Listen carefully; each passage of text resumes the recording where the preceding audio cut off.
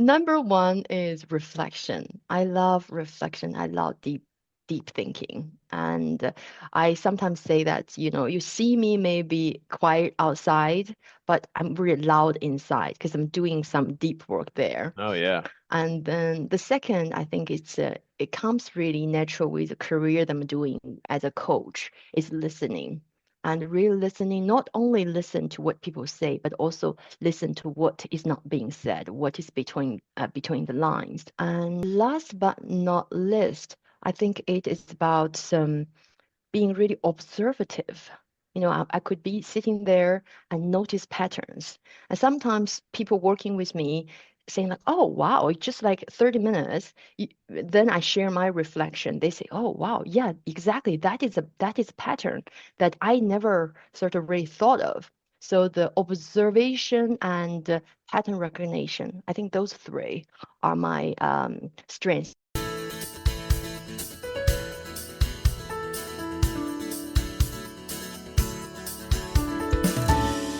Hello and welcome to episode 290 of the Quiet and Strong podcast, especially for introverts.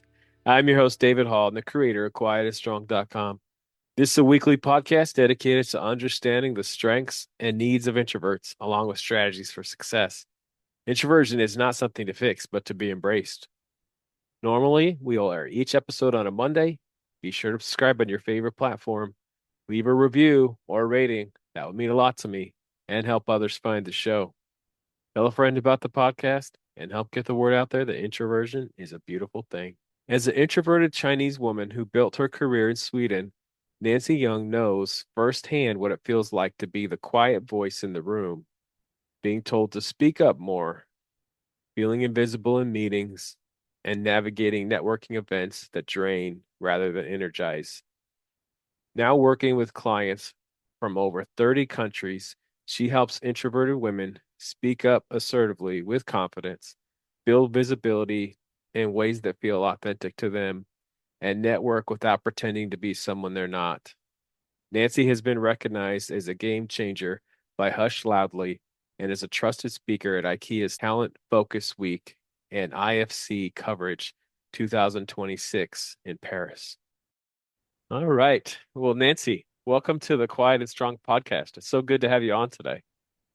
Well, hey, David, what an honor to be on your podcast. I've been a long time listener for your podcast. Now I am here. I truly feel like a pleasure and honor.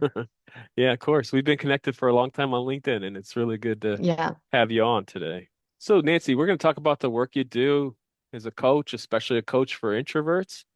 Tell us about yourself. Tell us a little bit more about your journey to getting to as an introvert and now being a coach for other introverts. Yeah, thanks for that question. It really brings me back to my childhood and earlier when I was a university student.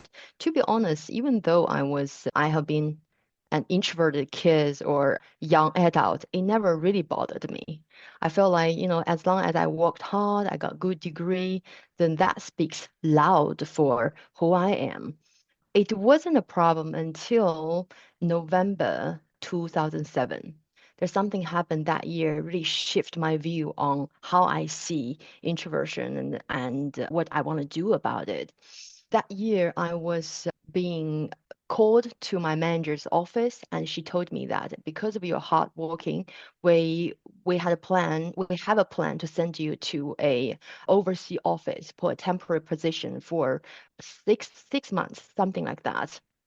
And I was beyond the sixth heaven. Is that the English expression, right? I was thrilled because I never stepped out of China, and I didn't even have a passport. And that opportunity means so much to me. So I quickly flew back to my hometown and got passport managed. And then it was when I flew back, I was expecting, there was not many weeks ahead from our departure to the overseas office. My manager called me into the office again. I was like, oh yeah, she's gonna tell me what I need to prepare because this is the first time for me to travel overseas. To my surprise, she said, sorry, Nancy. And after some really thorough consideration, the management team and I decided to send someone else, someone who is more vocal and could really representing our branch office better in the overseas head office. That took me that took me by surprise. That was totally unexpected. I really did my best to hold myself back, not sort of making a big scene at that moment. But later on the way back home, I really cried my eyeballs out because I was so devastating about went through all the troubles. At the end, I was told that you're not the one we were sending there, not because I did not work hard. At the fact that why I was chosen at the first place because of my tracking record and performance, the reason was I wasn't vocal enough. And then from there, I started to see that, okay, maybe there's something else beside the technical skills, technical competencies that I need to work on. So from there, I started my journey of exploration and experimentation on, oh, how can I be perceived more vocal, confidence, and like a leadership material and etc. I really wished, that 10 plus years back, there would be someone who could help me to guide me through in that journey because it took me many, many years to finally find my way that feels true to me, yet make me feel more, confident and vocal. So that is what I'm doing now in my coaching to coach introverted professionals work across cultures to really get the career recognition that they worked hard for. Yeah. Yeah, thanks for sharing that. I can only imagine many introverts listening have had the same or similar type of experience where, and I know I have, you work hard, you have great technical skills, you do some great work, but you're you're not you're not perceived as, you know, as the confident person that that you can be. And we're going to get Yeah. into how what you did to overcome that, And so let's talk about how did you figure out you were an introvert? Well, this question is really interesting because I thought that I was an extrovert for Uh-huh. some time because for me, introvert are mm, really, really quiet, I would say. But for me, somehow, I pretended for long enough to feel that, oh, at least I can say what I want to say. But maybe there's part of me judging me. I feel like I put up a show usually after work. I feel like, oh, finally I can, put off my mask now being myself.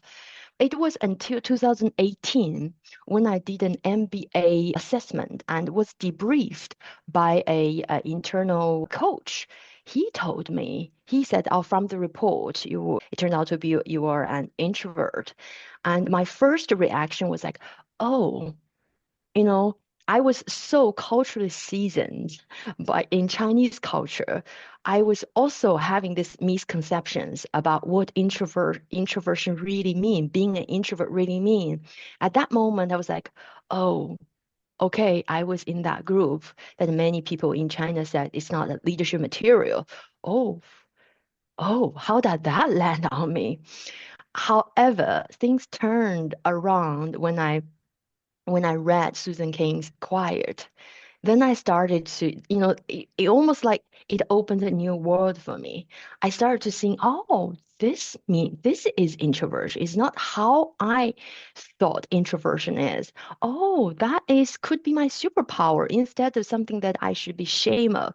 It's not something that I should overcome or fix. And the personality isn't the criteria for a great leader or not a great leader. All these things. So from there, I just feel like, I start to truly accept and embrace me being an introvert.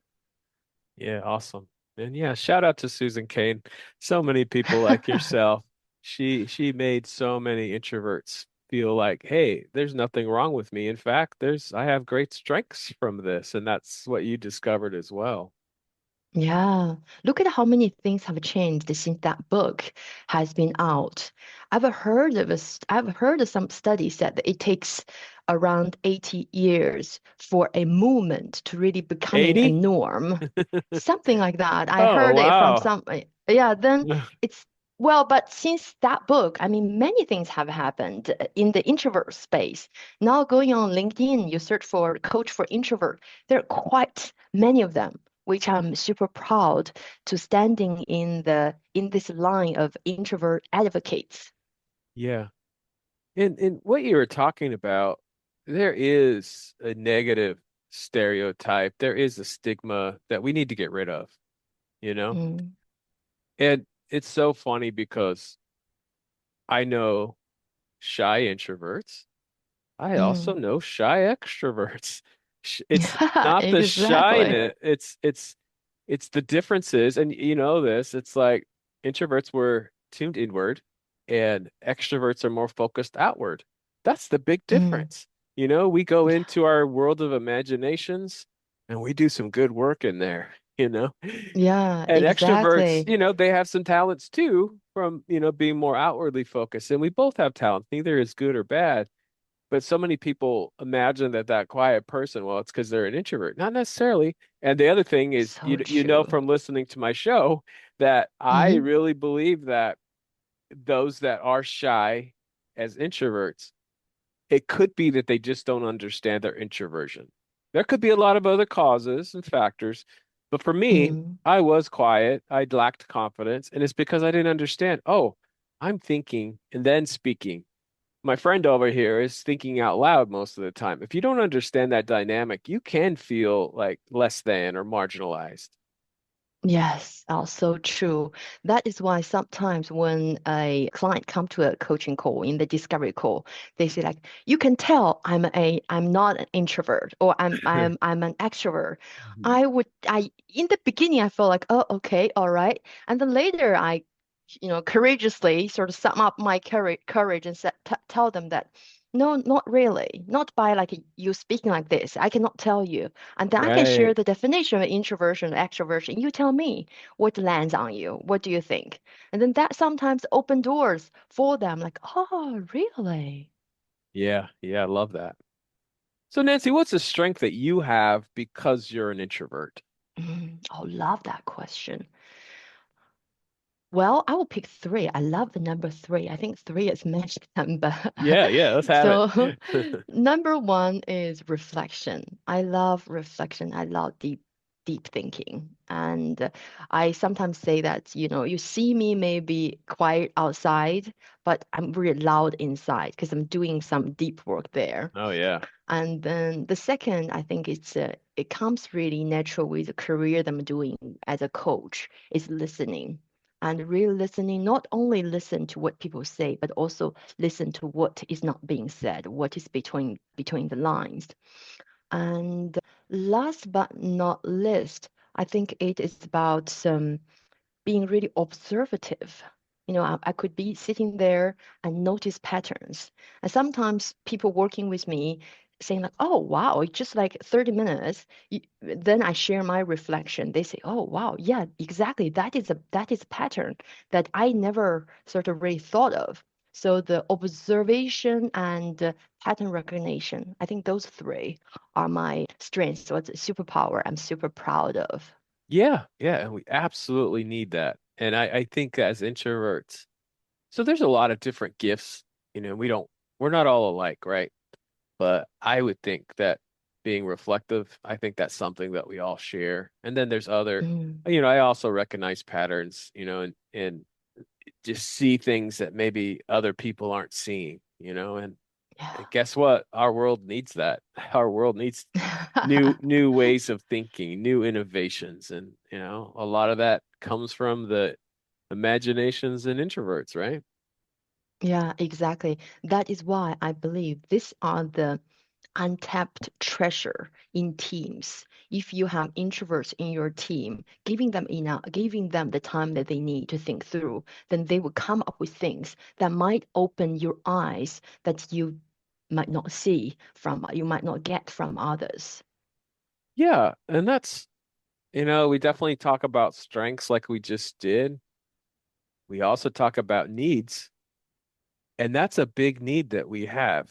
We need often, I think about some decisions I've made or some things I've created, and sometimes I come up with stuff really quickly, but more Mm, often it's give me some time and let me wrestle with it. Let the ideas roll around in my head for a bit, and I'll come up with something great. And, my extroverted colleague may not need that same time. They may think, come up with their ideas quicker, but let me have some time and let me come up with something great. And I always say that to introverts. It's like, give yourself some time and come up with some brilliant ideas, and yeah, share your brilliant exactly. ideas. That's so true, David. In fact, this time when I was joining ICF Convert Summit in Paris, there was one coach in our session asking like, yeah, okay, introverts needs time, but in this fast-paced world, in the workspace, they don't usually have the time, or we don't usually have the time for for introverts to think to think deeper and etc. What can we do, about that? What advice would you give to them, David, in that case, if that is a question addressed to you? Okay. So often we can do some thinking ahead of time. Preparation Mm, is our superpower and a key to our success. So if we're talking about meetings, for example, get the agenda. You know, do I need to do some more research? Do I need to do some more thinking? What questions do I have? And write that all down for yourself. Now, are you going to be able to think of everything in the moment? Are you going to be able to prepare for everything? No, we know that. But in most of the time, make your culture it's your in your work, it's okay to contribute after. Now, I know sometimes that's not going to be okay. There might be something you got to decide this right now. So you're going to do your best preparation. But in most cases, make it okay that you could contribute an idea after the fact. And a lot of people have ideas later, oh, I should have said that, or how yeah, about how about we I try resonate with this? that. Yeah, yeah, of course. I, Yeah, I think especially introverts, but yeah, so of course. So preparation is just it's key for us. yeah, totally agree with everything that you just said. And the team allowing different format of contribution is really important for introverts to shine, right? Yeah, I had a introverted CEO on some time back, and that, it's like, all right, this is a big decision. Let's give it, after we're talking about it, let's give it 24 more hours or however long. Let's give it this much more time to make our final decision. And I thought that was good Mm. advice. Oh, yeah, absolutely. All right, Love that. Nancy, you probably know we also bust myths on this show. What's a myth Yep. about introverts that you want to bust today? Well, this probably has been busted before, but I'd like to bring it up again about introverts being not social, that we are like in our bubble or whatever people call it. I feel like that is a myth that I'd like to raise awareness again. I would say that introvert social is really selective, and we're not being sort of like because our we know that the introvert the social part might drain our energy from it, so we're being selective like who deserves our effort and time spent together. And in when I talk about introvert social and how introverted we could be perceived in a social event, let's say, I always say there are sort of kind of three bubbles if I connecting the sort of my experience and the theory that I've heard. One bubble is about contact. Who are there in that event? Are there closer friends or closer families? Then we might be less introverted and then with totally strangers. And then the next is context and how big the group, how big the event. I think David, you agree that as an introvert, we are way, how can I say, socialize better in small groups or in particular one-on-ones, right? I think context matters. And then last is content, like what topics we are talking about. I think what it was Brian Little talked about this passion project when we talk about something that we truly passionate about, we naturally act out our character. Maybe some people will feel like we are extrovert, but in fact, it's just because we are talking about something that we truly passionate about. That's the same reaction that I got after, the presentation in Paris. People say, "Oh, Nancy, it's hard to see that you are an introvert." I said, because I'm talking about something that I truly close and dear to my heart. That is why. So I think introvert is really good at social if we give them space so that they can socialize in the introvert way. So don't judge introverts' social capability using extrovert measurements. Yeah, I love that. All of those things that you said. And, it's funny. What you're talking about right now, what we're talking about, I could go on, and, you can't shut me up.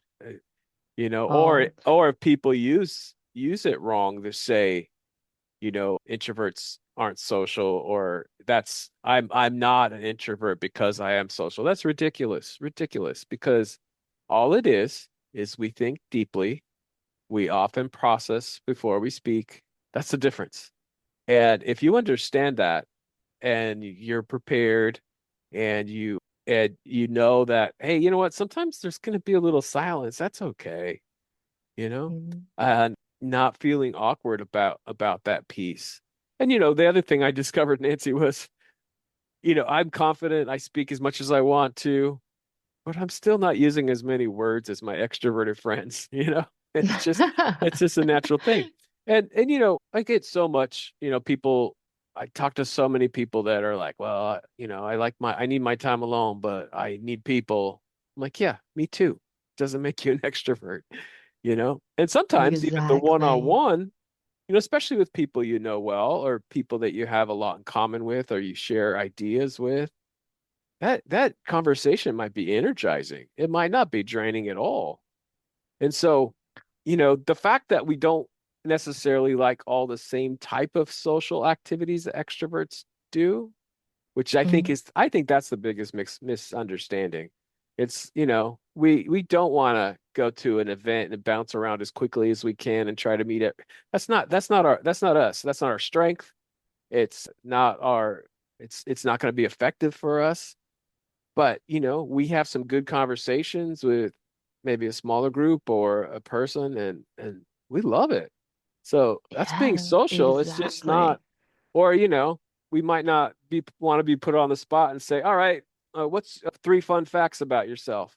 Oh, introverts hate that if they're not ready for it. You know what, David? The energy when you talk about this, it almost feels like unstoppable. It Yeah. really, really shows your passion in this Yeah, topic and this. right. And guess what, Nancy? I am loving this conversation. I am being social with you, and I love it. It's not draining at all. So I like that the way you described it was perfect. It's selective or situational. There's certain environments where we really get to use our strengths, and a lot of times it can be energizing. Or sometimes maybe we're really enjoying ourselves, but we still need a break after. And it's understanding that, like, okay, I'm gonna go to this event. It's gonna be fun. Like tonight, I'm doing a presentation on strengths, and which will include introversion. I'm gonna love it. Mm. But guess what? When I'm done, I'm done. I'm gonna be ready to go home and relax. Yeah. Oh, I love that, David. Actually, Yeah. that is one thing that's in the context bubble that I talked about Yeah. is about our preferences. Earlier days, one of the things that bothers me a lot is to leave a social event earlier. And then I Uh-huh. thought that I would be a party pooper by leaving early. Here in Sweden, people party hard. So they Yeah. party maybe till 2, 3 a.m. Oh, yeah, And I'm no. usually the ones, want to leave very earlier. Then I had a really heavy, mental burden that, oh, I need to force myself to stay as late as I can. With that said, it's actually took my willingness away to socialize more because I knew that, oh, as soon as or as long as I commit, then I need to be there for 5, 6 hours where I just feel like, oh, my energy has already gone. So then later I experimented, noticed, oh, for me, 3 hours is my top. So I would do my best within these 3 hours to be present with others, listening to the others, and having this meaningful conversation with others. And then I will respect my boundary. I would just feel like, okay, it doesn't really matter how the other thinks, and I need to leave, or I need to find a way to recharge my battery. That really helped me. And I just wanted to, say to the audience in your podcast, whoever is bothered by, like, oh, I need to commit to stay as late as I can, or force yourself to socialize. Realizing your boundaries is really important, and realizing what is your preferences that make socializing not a painful experience instead of a joyful journey, and asking yourself, starting to figure out how long you can socialize without feeling completely drained, and how big of a group works for you, that in this small group that you will feel, oh, I can contribute, instead of, oh, I just want to be an observer or listener, or are okay. Like you said, there's no right or wrong. It's just knowing our preferences, our boundaries helps us to embrace the fact that we socialize differently. Yeah, and it needs to be okay. What works for you? It's Yeah, sometimes we'll have to stay later than we want to, depending on the situation. But it's okay if you can go when you're, kind of done, when you're drained, and yeah. that's fine. It's funny. I had a guest on, and he definitely talked about this topic, and he was in California, so there was a lot of like after party boat cruises, you know, and Oh. he's like, I wouldn't do that because there's no escape. If the cruise is going on, let's just say till 3 in the morning, like you were just saying, he's stuck, so he wouldn't do the after party boat cruise. Mm. Yeah, great that this person respected their own boundaries. Yeah. And sometimes too, I used to feel weird about being by myself. Like maybe I am at a conference and I need a break, just taking a walk around. I used to feel weird about that, but that's silly. There's no reason to, do what you need to do. Mm. Well, isn't that interesting? Because sometimes it's all in ourselves, how we make sense of what we do, how we behave in certain ways. Maybe the others wouldn't think too much on that, but it's us, sort of like hinders us from moving further or moving forward with it. Yeah. And they say that people aren't thinking about you as much as you think, because most of us Ah, are yes. thinking a lot about ourselves. Yeah, exactly.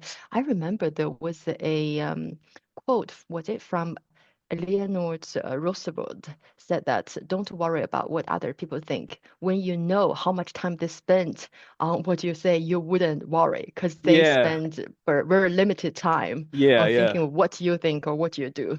Exactly. So Nancy, how did you decide to become a coach?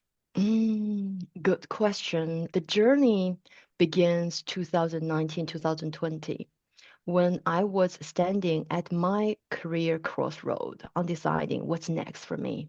Having been being a manager for some years, I just feel like, okay, I wanted to sort of lost my spark for some reason. Then I want, oh, there must be something more for me in this, not just climbing the ladder as a, yeah, using the stigma or using, the momentum that I've created, just climbing the same ladder. And then there I was introduced to be coached by a coach. Then from there, I noticed, oh, this is interesting. This can be powerful. Meanwhile, it really helped me realizing that I don't need to dim my light. I don't need to suppress my curiosity. Because early in my career, I joined a leadership program where in the program we were being nominated from different departments, including some senior leaders where I was really junior back then. And in the second day of the leadership training, when the trainer asked, "Oh, who has a question about this?" And then I said, "Oh, I do, I do." I'm really enthusiastic and really curious about the topic. Then there was a senior leader standing beside me, rolled his eyes. And in that moment, I was like, oh, wow, maybe my curiosity is, something prevent me from making a, like a really authoritative leader. Maybe being an authoritative leader that I shouldn't ask so many questions. My curiosity might be really bad, it's jeopardizing me. So I start to learn, people are really adaptive. When you see this behavior is not favorable to to the others, I start to suppress it. And I was even a little bit ashamed of having so many questions.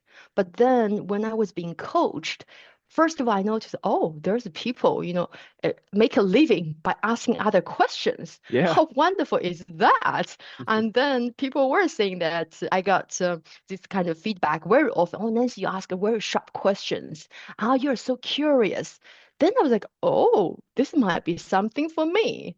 Then I started my journey learning about coaching. I'm not kidding you, David. The first module when we learned coaching, I was like, I'm curious. I ask already really sharp questions.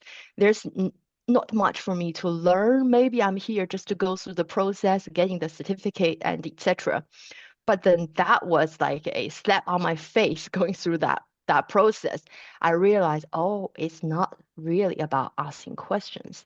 It's about putting down my ego and really being fully present with the client and listening before asking questions. I used to sort of thinking of those powerful questions that I collected from powerful coaches. For instance, I collect some questions from Tony Robbins, some questions from Oprah Winfrey, or in my little notes. Sometimes I took them out, wanted to shock my clients, like, oh wow, this is a eye-opening moment. But then it wasn't. The after module one, our trainer said to me, Nancy, you have this curiosity. What you need is to put down your performance and put down that, other things, be fully present, listen first before you asking your questions. Then I realized, oh, wow, performing coaching and being a coach is not the same. So I am now on the journey, really want to be the coach, not sort of perform coaching. Yeah. Describe that difference a little bit more. Like, what's the difference between being a coach and performing? Yeah. Being a coach meaning that I will let go of my expectation, wanting to be seen as a great coach. I will do whatever serves the client the best at the moment. There were times, in my coaching session, client discover something that not to their favor. For instance, one of the coaching client came here and saying that he wants to learn how to get along with his team after two sessions, and he discovered what he really need to do is he needs to change his career because it's draining his energy every single day. However, that discovery was really discomfortable or very uncomfortable for him because there are other things coming in, and he just, immigrated to Sweden from another country, and it was 2 years into the country. He said life was just settled. Now he discovered that, oh, this career that he actually got him here is actually draining his energy. And then he said that, oh, this is really, like I'm not ready for this and etc. Then I said, that's fine. And you can sit with this insight as long as you want. And when you're ready, I'm here again to help you pick up where we left. So that is about coaching. Like if I'm performing coaching, I will say, okay, that is not what you want. Then what you want? Let's move Right, towards right. your favor to really scratch the surface instead of go further into a conversation that could really help him in a way. Yeah. So have you found that you need to help some people you coach embrace their introversion? Absolutely, many. And then the thing is, people know what is like I'm not the only introvert. I'm not the only one who had this challenge. However, in a coaching session, when they really got to say it out loud themselves, and then the moment when they really acknowledge that, oh, introversion isn't something that I should be ashamed of. Introversion isn't something that I should have fixed.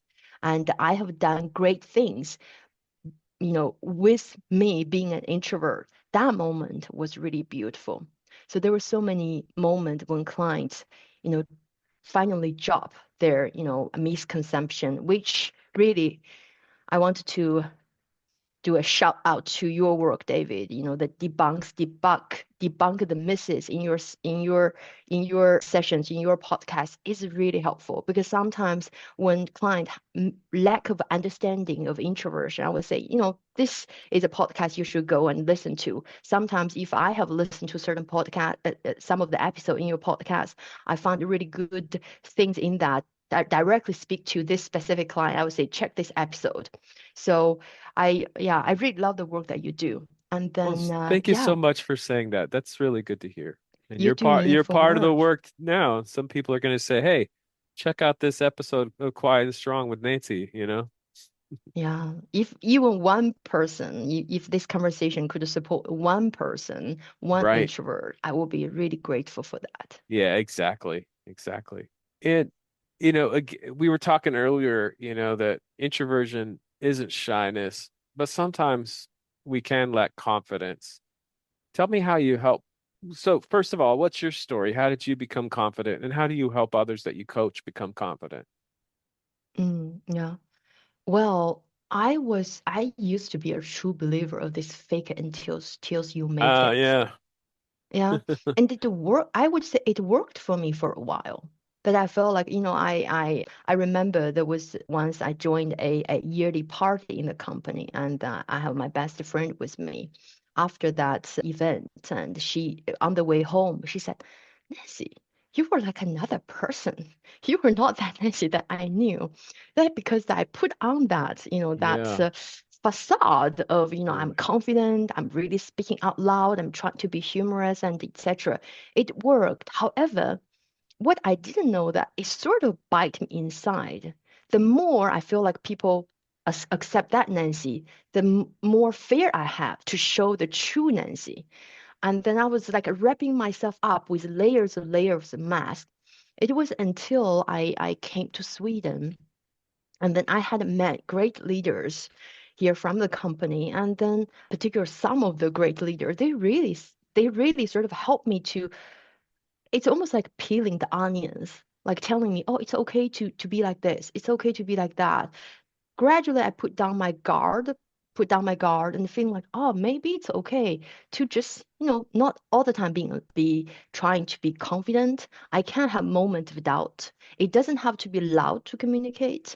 And then I can be in a quiet or observe, or maybe sometimes I don't say a word in a meeting just to observe. So gradually I I changed from, really perform confidence to really being confident. So you ask me, how do I help my client get confidence? I like modules, David. So earlier I shared this is 3C on the socializing. When it comes to confidence, I see sort of there are again three things in confidence. It's about skill set, mindset, and environment. What I meant is many clients before they come to me, they have gone through some kind of a confidence courses. They bought it online, they read books and etc. Do you, I cannot say that they don't have the skill set maybe. They do know like how I should carry myself to be seen as confident, but they don't do it.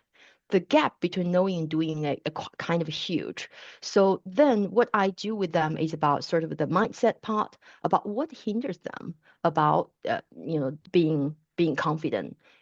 Maybe it's about overthinking. Before I say anything, I need to go through many, many times in my mind, or it's about self-doubt and particularly maybe imposter syndrome and etc. I'm not senior enough, I'm not qualified, or about self-critique, like, oh, who am I? Or this the thing that I'm about to share is too basic. So I call it like a mental SOS, or mentally sort of block ourselves. Then how to break that is what I do with client very much. Then the skill set in every areas. Sometimes people saying confidence is subject oriented. We all have area that we are confident.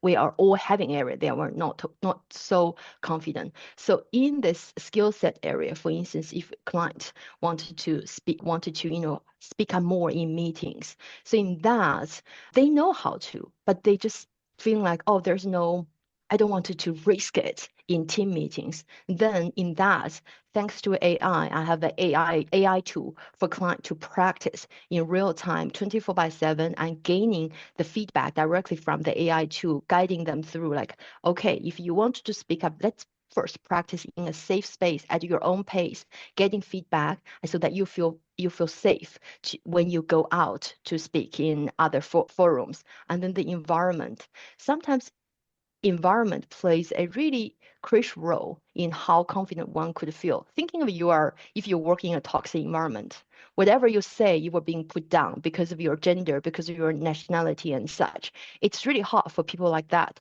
to sort of gain confidence or unleash their confidence inside.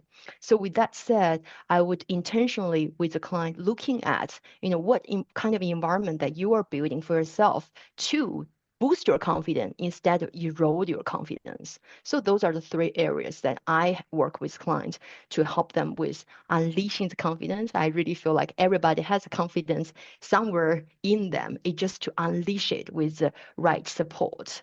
Yeah, yeah. And at the beginning of that, you said, I think most of us have tried the fake it till you make it approach, and it doesn't work. And it's not even it's very draining, and it's not even as effective. I'm curious, Mm. how do you use AI to coach you to gain confidence? Yeah. Well, in AI, there was a tool that I customized. It's not a tool that I have developed myself. Hmm. Here, because of the it's a part of my IP, so I will not share the name of Yeah, the right, the right. tool. The I platform is already there. And then I was customized you building scenarios that's really customized for our introverted, okay, it's introverted part of the challenge that we have, such as speaking up in meetings. Then there will be scenarios, different scenarios about speaking up in meetings, how you could speak up in meetings, and etc. Then you would do based on different scenarios, you choose a scenario that works best for you. That this part I feel most challenging. Then you choose that scenario. Then you can start to directly chatting with that AI and just practicing at 8 days. AI will serve based on what you choose as a colleague or as a your manager or whatever in that scenario, and then they will give you a feedback how you have perceived. And if it's a virtual meeting, even better because the AI will also tell you how often you look at the camera and how the pace of your speak and etc. and giving you some advice how you can do better. Then that is just AI part. I think AI can do service to a certain degree, then we usually come back to a weekly call or bi-weekly call to sort of debrief what they have learned, what has been helpful, what hasn't really helped them. Then we tuning that part. So there's AI plus human in together in supporting the client to really getting confident in the skill set part. Okay. So with the AI, you're actually on camera and speaking. Yes, exactly. Yeah, that's And fascinating. then also because I paid for the platform, all the data will not be used to train the tool. It will stay in my program. Oh, yeah, Or that it will be stayed, it's how can I say, closed, not in right? my, Yeah, it's yeah, closed. it's closed. Not that I would know what the client was saying. All the data will be saved, but not being trained by the platform. I wouldn't know what they say because everything is Yeah, confidential. yeah, and that's something you have to keep in mind when with AI, is this okay to put that out there in Yeah, the information, or exactly. or You is know, this confidential, and do I have a closed system that's not going to share this? yeah, so true, so true. Earlier the other day, I was got a YouTube commercial telling that you could uh, click here, AI will tell you who is your true love and Oh etc. wow. I was like, how the hell can they figure that out? Then I was like, probably they were being sort of getting all the data from the internet, then who wrote about you and etc. So yeah, coming from I have a background in IT. So Yeah, I'm really sort of pay attention to data security and cybersecurity, information privacy part. yeah, exactly. But everything is changing so rapidly. Yeah, It exactly. still continues to fascinate me how AI all the time it's just better and does more things, and Yeah. It's pretty amazing. Sometimes, So that's cool that you're using it for coaching.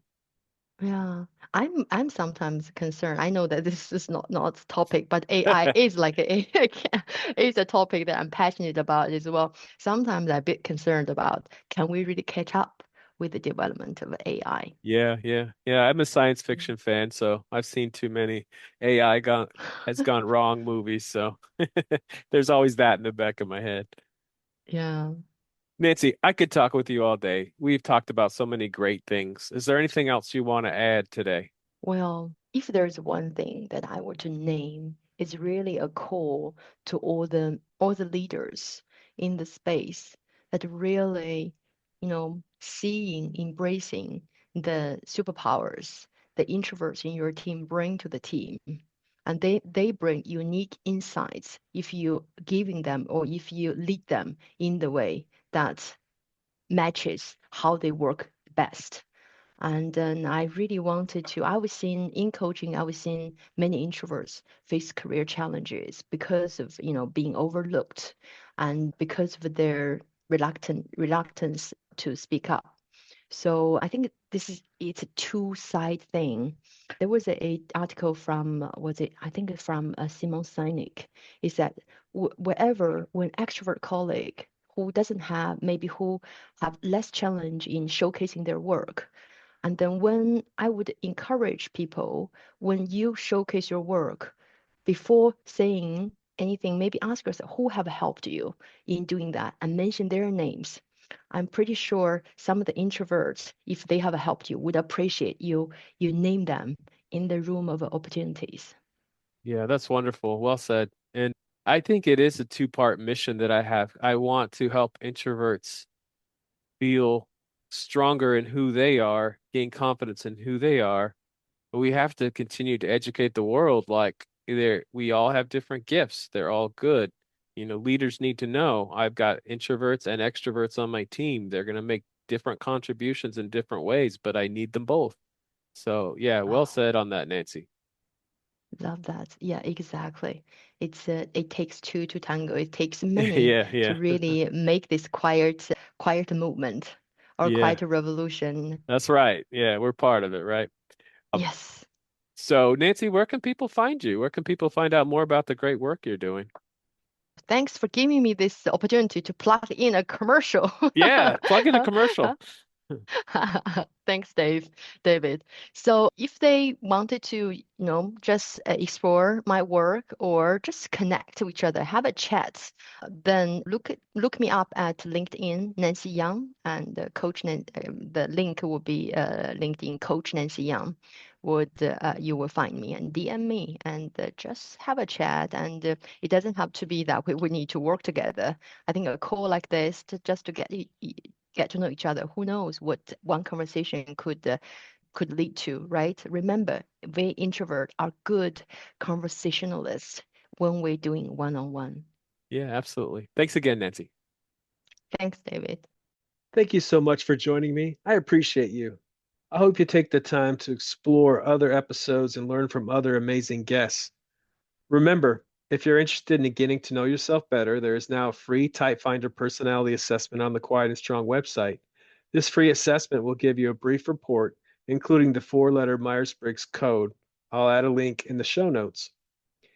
And I'd love to connect with you. Reach out at david@quietandstrong.com or check out the quietandstrong.com website, which includes blog posts and links to social media for Quiet and Strong and much more. Send me topics or guests you would like to see on the show. So many great things about being an introvert, and so we need those to be understood. Get to know your introverted strengths and needs and be strong.